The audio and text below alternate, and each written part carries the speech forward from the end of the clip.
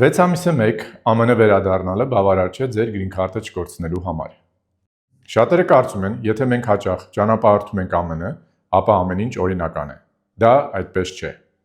Իրականում մշտական բնակություն հաստատելու համար շատ կարևոր է, թե որ երկրում եք իրականում բնակվում եւ որտեղ եք իրական եւ մշտական կապեր հաստատում։